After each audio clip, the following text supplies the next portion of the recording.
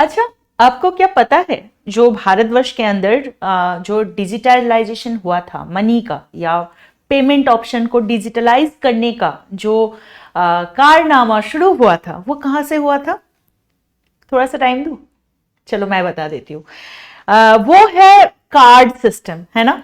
जब ये UPI, Paytm ये सब नहीं था, सबसे ज्यादा सबसे अनोखी चीज इंडिया के ट्रांजैक्शन सेक्टर में हुआ था या बैंकिंग सेक्टर में हुआ था, वो क्या है? वो है डेबिट कार्ड या क्रेडिट कार्ड।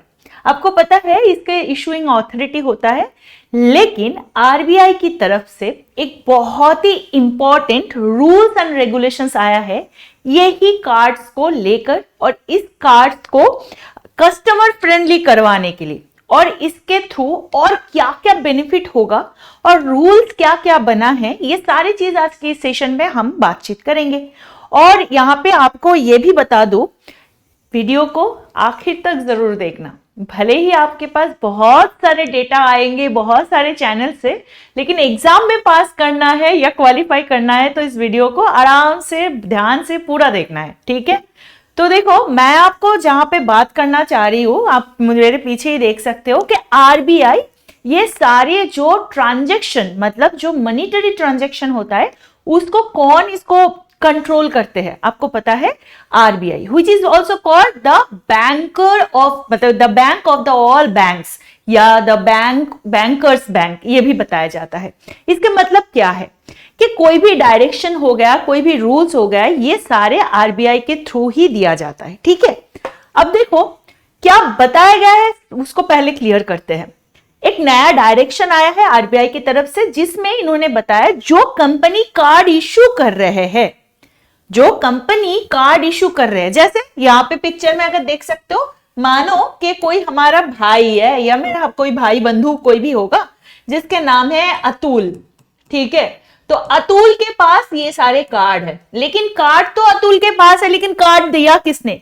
ये कंपनी कौन है जो इसको इशू किया है? देख सकते हो, मैस्ट्रो, वीजा। जल्दी जल्दी कमेंट में लिखना कि इंडिया के जो ऐसे कार्ड इशूइंग कंपनी है उनमें से एक बहुत ही नामचीन कंपनी, उसका नाम क्या है? जल्दी कमेंट में लिखना, ठीक है। चलो आगे बढ़ते हैं। तो ये जो कार्ड इशूअर्स है, मतलब जो कार्ड बनाते हैं, जो कार्ड को इशू करते हैं थ्रू द बैंक, वो अपने कस्टमर्स को अपने कार्ड नेटवर्क खुद चूज कर सके, ऐसे आरबीआई ने गाइडलाइंस बनाया है।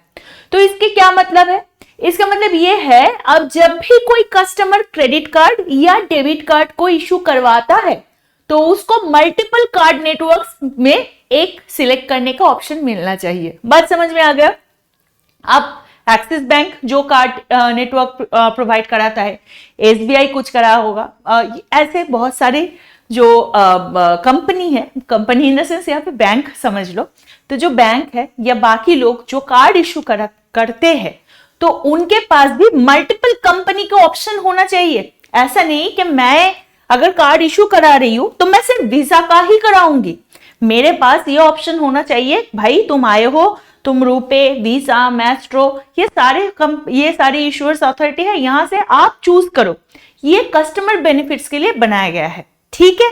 अब ये डायरेक्शन जो है, अगर आप देखोगे, हिंदू का ये न्यूज है, इसमें शफलिंग कार्ड की बात किया जा रहा है। शफलिंग कार्ड इसलिए बताया जा रहा है कि मल्टीपल चॉइसेस रहेंगे, ठीक है। कार्ड इशूअर्स को क्या बोल रहा है? Card issuers told not to enter into any agreement with network that restrict their ability to avail service from the other. मतलब अगर कोई कंपनी, कोई कार्ड इशूअर कंपनी ऐसे बोल रहे हैं कि आपको मेरा कार्ड ही इशू कराना पड़ेगा because I need that exclusive right from you, अगर ऐसे चीज बताया जा रहा है तो उसको पहले कट आउट कर दो। ये है कंप्लायंस, ये है notice from the RBI. RBI के और एक इंपॉर्टेंट चीज यहाँ पे बात करेंगे कि यहाँ पे जो ये डायरेक्शन है ये खास तौर पे किसको दिया गया है? जो बैंक्स है या जो नॉन बैंक्स है और जो अब तक किसी एक कार्ड नेटवर्क के साथ एक्सक्लूसिवली टाई अप में थे। समझ में आ गया? यही बात मैं बोल रही हूं। मानो एसबीआई अपना कार्ड दे रहे हैं और वो सिर्फ और सिर्फ रुपे कार्ड ही प्रोवाइड करा रहे हैं, नहीं हो सकता। एसबीआई के पास सारे ऑप्शन होना चाहिए कि बाकी जो कंपनीज होते हैं जो कार्ड इशू कराते हैं वो भी कर सकते हैं। तो आरबीआई के इस कदम पे मतलब ये चीज करवाने के पीछे क्या रीजन है? बेसिकली आरबीआई का ये सोच है कि मार्केट के अंदर कंपटीशन बढ़ाया जाए और जो मार्चेंट डिस्काउंट रेट है, मार्चेंट डिस्काउंट रेट मतलब जो लोग ये कार्ड इशू करा रहे हैं और इसको जो बिजनेस ओरिएंटेड पर्पस में यूज कर रहे हैं उनको एक डिस्काउंट रेट मिला जाता है, उसको कम करा जा सके, ये मोस्ट इंपॉर्टेंट चीज है। अब एमडीआर जो है वो चार्ज होता है जो कि कार्ड ट्रांजैक्शन के लिए मार्चेंट को पे करना पड़ता है। जैसे मैंने आपको बताया, बेसिकली ऑप्शन ये रखा जा रहा है कि कुछ भी करके whoever is the issuer authority they should get the maximum of the benefit of the from the card। इसलिए ज्यादा मार्चेंट, ज्यादा कैपिटल नेटवर्क यहाँ पे आए और काम करे, इस पे ध्यान दिया जा रहा है। ठीक है, इसलिए ये नेटवर्क की चॉइसेस भी बढ़ाया जा रहा है। अब हम बात करते हैं कि ये जो नए रूल्स है इसके अनुसार जो कार्ड इशुअर्स है वो अब हर एक एलिजिबल कस्टमर को क्या करेंगे, ऐसे जब होंगे तो बोलेंगे भाई आपके पास बहुत सारे कार्ड है, आप चूज करो। आपको चूज करने का ऑप्शन है कि आपको कौन सा कार्ड चाहिए। ठीक है, आप वीसा कार्ड लेना चाहते हो या मैस्ट्रो लेना चाहते हो, रुपए लेना चाहते हो, बाकी यहाँ पे इतने सारे ऑप्शंस है, यहाँ पे आप देख सकते हो। इसमें से कौन सा कार्ड आपको चाहिए ये आपका चॉइस है, ये हमारा चॉइस अब नहीं रहेगा।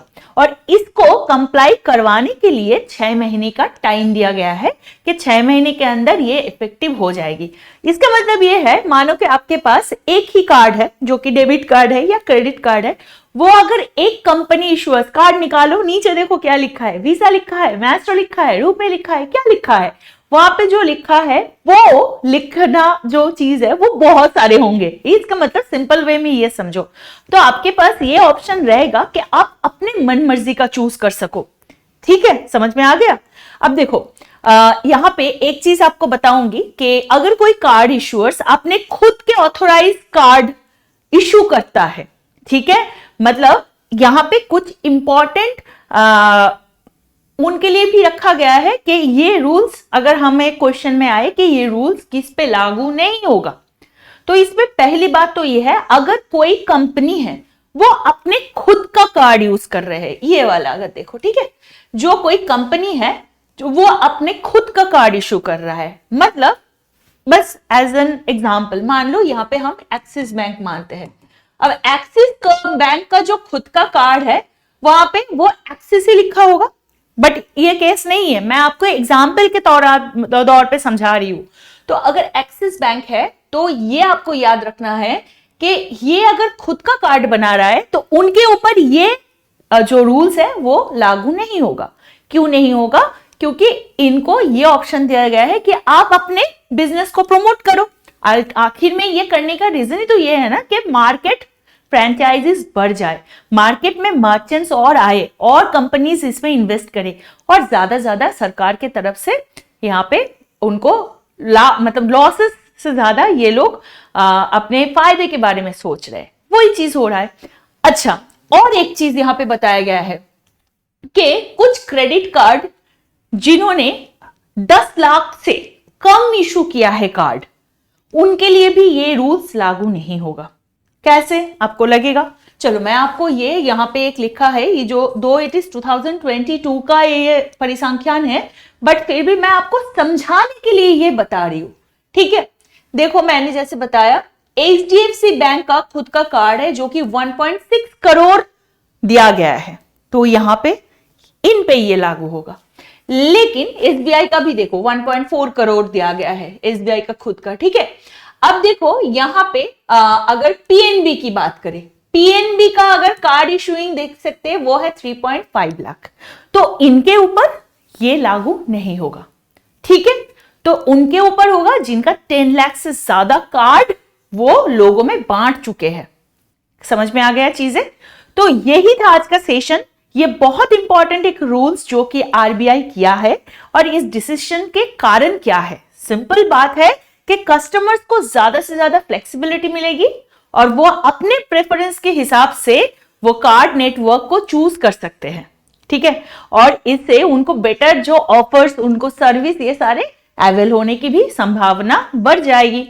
ये एक आरबीआई का कदम है जो कस्टमर चॉइस और ट्रांसपेरेंसी को भी बढ़ावा देने के लिए तैयार हुआ है। तो ये और एक चीज करेगी, सिंपल वे में जो डिजिटल पेमेंट इकोसिस्टम है उसको और टाइट करेगी और मजबूत करेगी। ऐसे ही हो रहा है ना, हमारा देश आगे बढ़ रहा है, सच में आगे बढ़ रहा है। तो ऐसे ही अगर घर घर में लोगों के पास क्रेडिट कार्ड डेबिट कार्ड की एक्सेस होगा तो ऑटोमेटिकली इकोनॉमिकली बेनिफिटेड तो सब लोग होंगे ही होंगे। तो यही था आज का सेशन। हमारे ऐप को डाउनलोड करना मत भूलिएगा, चैनल को सब्सक्राइब कर लीजिएगा। जाते वक्त याद रखना, be a very responsible citizen. जय हिंद।